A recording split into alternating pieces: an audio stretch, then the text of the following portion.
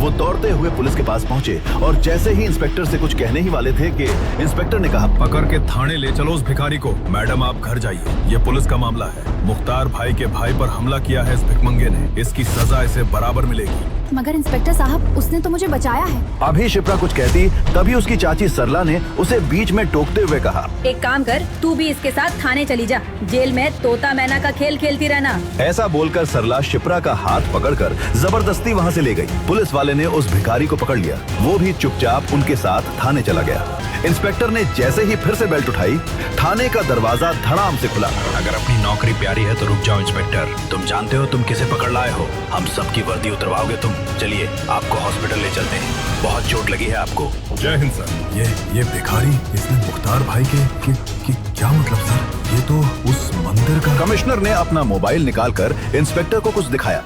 वो देखते ही इंस्पेक्टर थर थर कांपने लगा। शौर्य राठौड़ ऐसे? माफ कर दीजिए, आप जो कहेंगे मैं मानूंगा। आपने बताया क्यों नहीं? उस मुख्तार की बातों में आ गया मैं। उसने तुरंत उस भिखारी को खोला और अपने जूते से खुद को मारने लगा। मैं ठीक हूँ, और हाँ, किसी को पता नहीं चलना चाहिए मैं कौन हूँ। जी। भिखारी शौर्य वहाँ से निकला और वापस मंदिर के सामने जा अपने सर पर चोट वाली जगह थोड़ी मिट्टी रगड़ी और कटोरा लेकर बैठ गया, बिल्कुल चुप। उधर शिप्रा ने अपने घर की बालकनी से उसे देखा तो चौंक पड़ी।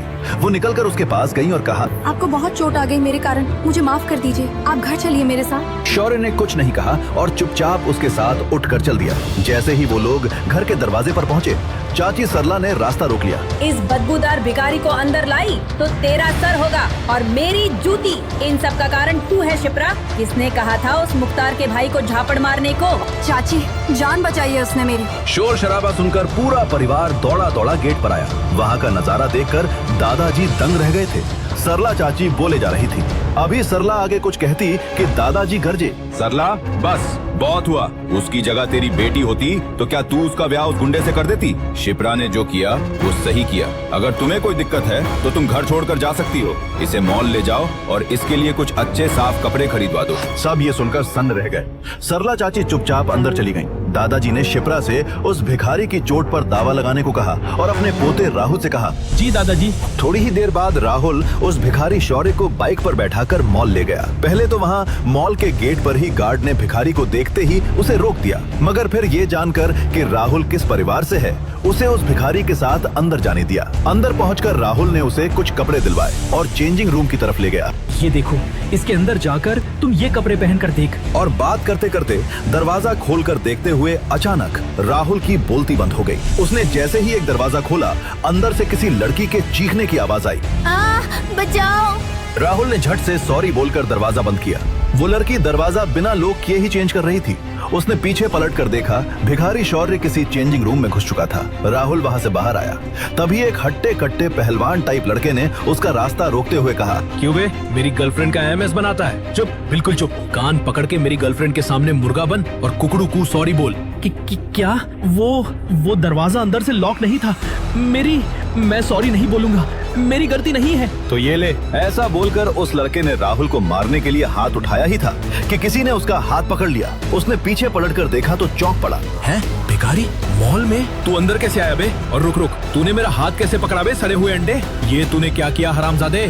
सलीम डॉन के भाई को मारता है। अब देख मैं क्या करता हूँ। ऐसा बोलकर वो शौर्य पर झपटा, मगर शौर्य ने उसकी कलाई को कुछ ऐसे घुमाया कि वो वहीं दर्द के मारे बैठ गया। कट की आवाज के साथ उसकी कलाई जाम हो गई थी। उसने फोन निकाला और शहर के नामी गुंडे सलीम भाई को कॉल किया। सलीम का नाम सुनते ही उस मॉल में अफरा तफरी मच गई। सब वहां से भागने लगे, मगर शौर्य वैसे ही वहीं खड़ा रहा। सलीम भाई, एक भिखमंगे ने मुझ पर हाथ उठाया, उसको ऊपर उठाने का है। शौर्य चुपचाप वहां खड़ा रहा। राहुल की तो टांगे कांप रही थी। वो पसीने में नहा गया था। थोड़ी ही देर बाद वहां गुंडों से भरी गाड़ी आई और उसमें से उतरा खूंखार डॉन सलीम। आते ही उसने एक फायर किया और उसके गुंडों ने वहां घुसते ही शौर्य पर हमला कर दिया।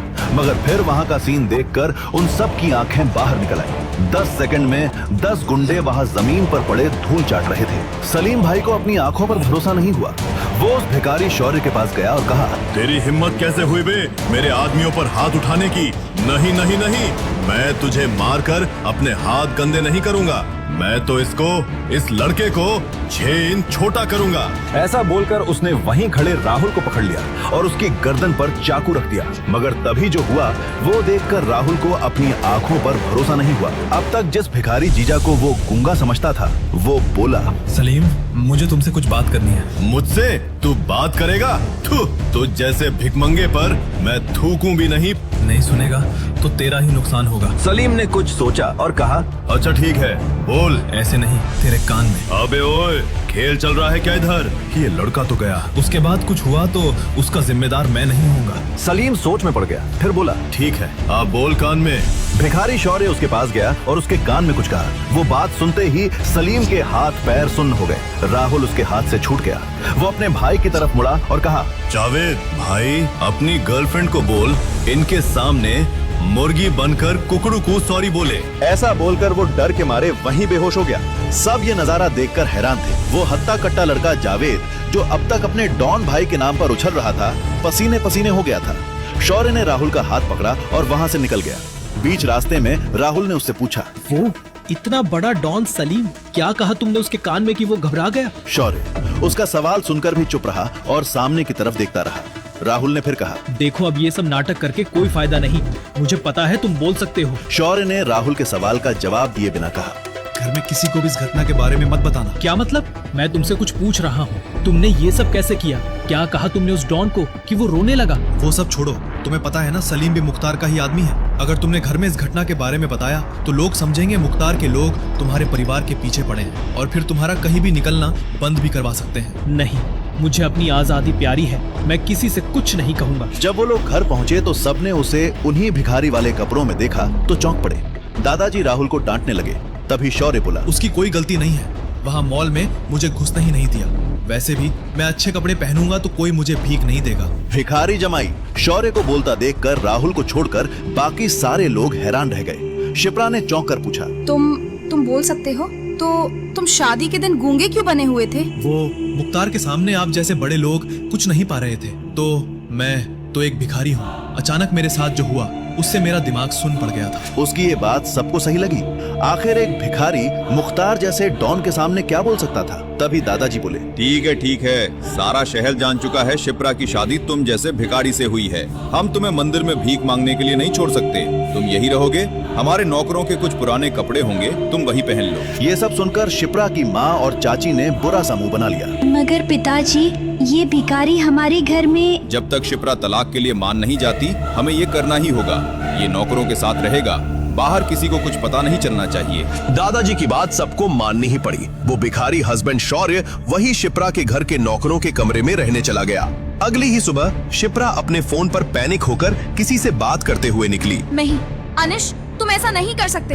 तुम्हारे मॉल में सबसे ज्यादा बिक्री मेरे ही ब्रांड के कपड़ों का है। तुम मेरे ब्रांड को वहाँ से हटा कैसे सकते हो? उधर से अनिश नाम के उस बिजनेसमैन ने कुछ ऐसा कहा जिसे सुनकर शिप्रा और तमतमा गई और कहा, ठीक है, मैं वहीं आकर तुमसे बात करती हूँ। ऐसा बोलकर शिप्रा गुस्से में घर से A to Z मॉल के लिए निकल गई। A to Z mall Rajasthan का सबसे बड़ा मॉल था और शिप्रा की क्लोथ कलेक्शन की सेल का सबसे बड़ा हिस्सा वहीं से आता था। वहाँ के मालिक अनिश ने अचानक शिप्रा के ब्रांड को अपने मॉल में बैन कर दिया था और उसके ब्रांड के सारे कपड़े वहाँ से हटा दिए। शिप्रा जब गुस्से में वहाँ पहुँची तो अनिश अपने कैबिन में चिल कर रहा था। अंदर घुसते ही शिप्रा उस पर चीखने लगी, मगर अनिश को इन सब से कोई फर्क नहीं पड़ा। उसने एक कुटिल मुस्कान देते हुए कहा, एक लड़की जिसका हस्बैंड रास्ते का भिखारी हो, उसका ब्रांड हमारे मॉल में होने से बहुत ही बदनामी हो रही थी। वो ब्रांड हमारे स्टैंडर्ड को गिरा रहा था। ये सुनकर शिप्रा जितना चौंकी उतना ही और गुस्से में भी आ गई। सारे शहर को पता चल चुका था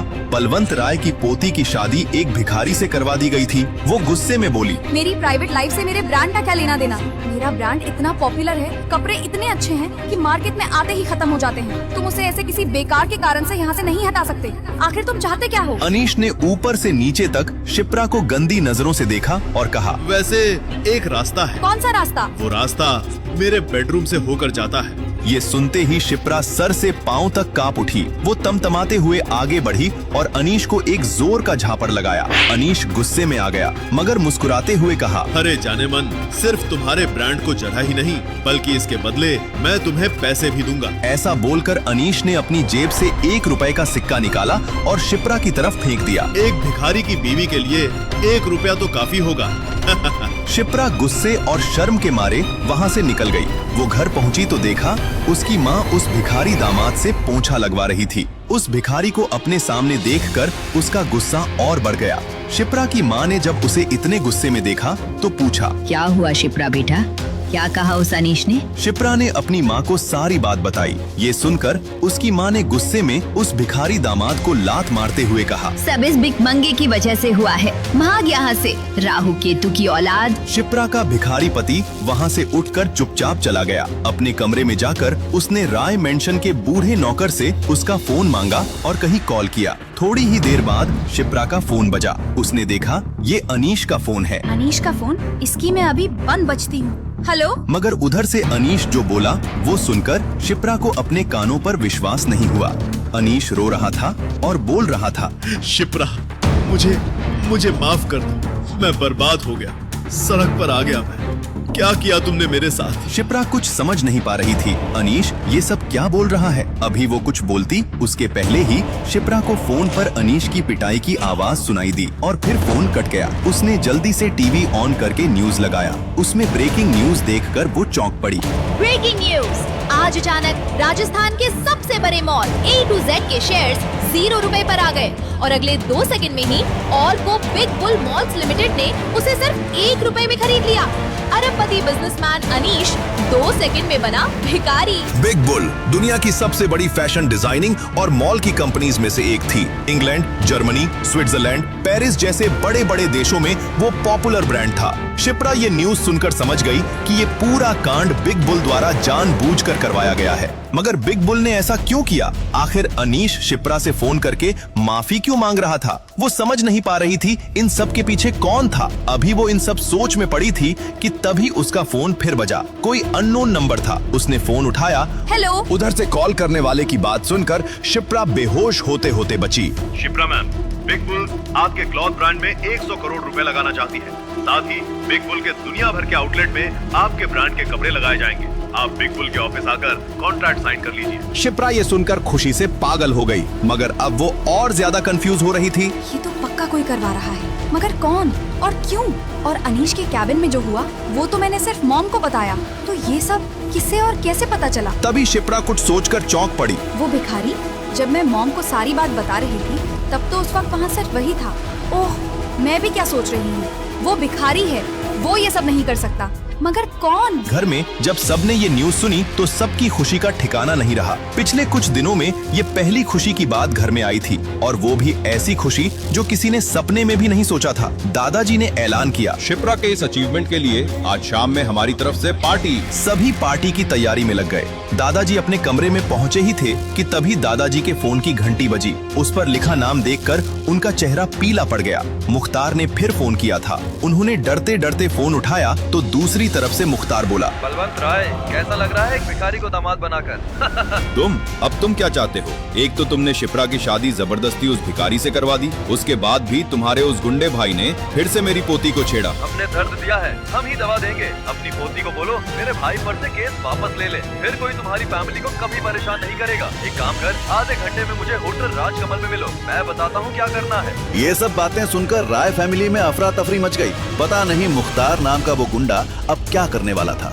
दादाजी होटल राजकमल जाने की तैयारी करने लगे। शिप्रा ने कहा, दादाजी मैं भी चलती हूँ आपके साथ। नहीं, पता नहीं वो क्या कर बैठे। सिर्फ मैं और तुम्हारे पापा जाएंगे वहाँ। अगर हमें 2 घंटे से ज्यादा लगा तो तुम पुलिस को फोन कर देना। ठीक है दादाजी। दादाजी और शिप्रा के पापा तैयार होकर बाहर निकले तो पता चला ड्राइवर छुट्टी पर है। शौर्य भी अब तक नहाकर नौकरों के कपड़े पहनकर वहाँ आ चुका था। दादाजी ने शौर्य से पूछा, तुम्हें ड्राइविंग आती है? हाँ, चलिए मैं ही आपको ले चलता हूँ। भिखारियों जैसी दाढ़ी में नौकरों के कपड़े जो कि शौर्य को ठीक भी नहीं आ रहे थे, पहनकर वो दादाजी का ड्राइवर बनकर गाड़ी को होटल राजकमल ले गया। दादाजी और शिप्रा के पापा जल्दी से अंदर चले गए और शौर्य वहीं पार्किंग में बैठा रहा। राजकमल होटल राजस्थान के सबसे बड़े होटल्स में था। वहाँ आने वाले लोगों के ड्राइवर भी महंगे कपड़े पहनते थे। वहाँ बलवंत राय के ड्राइवर को ऐसी हालत में देखकर सब उन पर हंस रहे थे। उधर जब शिप्रा के दादाजी बलवंत राय और शिप्रा के पापा अंदर पहुँचे तो मुख्तार ने उनसे कहा, मैंने गुस्से में आकर उस भिखारी से आपकी पोती की शादी करवा दी। इस बात से मेरा भाई नाराज है। अगर उससे आपकी पोती की दोबारा शादी करवा दी जाए तो वो शांत बैठ सकता है। क्या? मगर शिप्रा उस भिखारी को तलाक देने को तैयार नहीं है। तो फिर मेरा भाई आपकी फैमिली के साथ क्या करेगा उस पर मेरा कोई जोर नहीं। क्या? तो बोलो क्या करना होगा? मेरी पोती और तुम्हारे गुंडे भाई के चलते हमारे पूरे परिवार की जान पर बनाई है। अगर वो भिखारी ही इस दुनिया में ना रहे तो? हाँ, ये सही है। मैं उसे अभी बुलाता हूँ। तुरंत मुख्तार का एक आदमी शौर्य को बुलाने चला गया। जब वो आदमी शौर्य को लेकर होटल के गेट पर पहुंचा तो गार्ड ने उसे रोकते हुए कहा, ए रुक, इस भिखारी को अंदर कहाँ लेकर जा रहा है? सड़क का ढाबा समझ लिया है क्या? अबे हट, ज्यादा बड़बड़ की तो 1 सेकंड के अंदर तेरी लाश यहाँ मिलेगी। शोर शराबा सुनकर 4 मुस्टंडे हट्टे कट्टे गार्ड वहाँ पहुँच गए और उस गुंडे को पकड़ लिया। तभी भिखारी शौर्य बोला, मुख्तार डॉन ने बुलाया है मुझे अंदर। मुख्तार का नाम सुनकर उन सब ने अपना हाथ नीचे कर लिया। वो डर के मारे कांपने लगे और एक तरफ हट गए। गुंडा शौर्य को लेकर अंदर गया। पूरा होटल एक भिखारी को वहाँ देखकर हैरान था। मुख्तार का आदमी शौर्य को लेकर उस कमरे में पहुंचा। वहाँ बलवंत राय और शिप्रा के पापा पहले से तैयार बैठे थे। जैसे ही भिखारी शौर्य अंदर घुसा, बलवंत राय और शिप्रा के पापा तेजी से उठे और हड़बड़ाकर कहा, अब ये भिखारी तुम्हारे हवाले, जो करना है इसके साथ करो। ऐसा बोलकर वो दोनों बाहर से दरवाजा बंद करके वहाँ से भाग गए। अंदर अब बस मुख्तार और शौर्य थे। मुख्तार ने अपनी बंदूक निकालकर शौर्य के सर पर रख दिया। भिखारी होकर अमीरों के पैसे पर ऐश करना चाहता है? चल तुझे भिखारी की लाइफ से आजादी दिलवाता हूँ। बस एक गोली और तेरे ऐश ही ऐश। और तभी शौर्य बोला। ये देखकर मुख्तार के होश उड़ गए। उसने भी सोचा था ये गुंगा है। शौर्य बोला, साहब मेरी एक अंतिम इच्छा है, वो पूरी कर दो।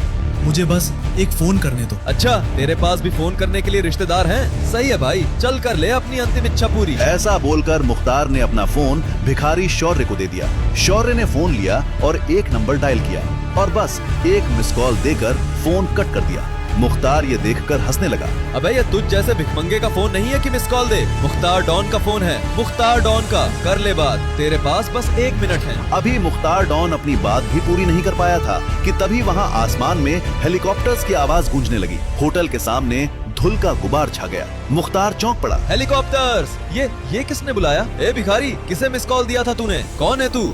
शौर्य अपनी जगह पर खड़ा होकर मुस्कुरा रहा था। क्या सच में वो हेलीकॉप्टर भिखारी शौर्य के लिए आए हैं? क्या सच में शौर्य के मिस कॉल का कोई संबंध है उन हेलीकॉप्टर से? क्या शौर्य जो दिखता है वो है नहीं? कौन है वो? क्यों भिखारी बनकर रहता है? क्यों उसके लिए कमिश्नर से लेकर मुख्यमंत्री तक बिछे रहते हैं? क्या बिग बुल कंपनी का शिप्रा को ऑफर और शौर्य के एक फोन कॉल का कोई संबंध है? सलीम डॉन से मॉल में क्या कहा था उसने कि वो डर के मारे कांपने लगा? क्या शौर्य शिप्रा के दादाजी और उसके पापा से बदला लेगा या नहीं? क्या होने वाला है आगे की कहानी जानने के लिए देखें अगला एपिसोड सिर्फ पॉकेट एफएम के YouTube चैनल पर। और बेगर हस्बैंड के सारे एपिसोड्स को सुनने के लिए डिस्क्रिप्शन में दी लिंक से डाउनलोड करें पॉकेट एफएम ऐप।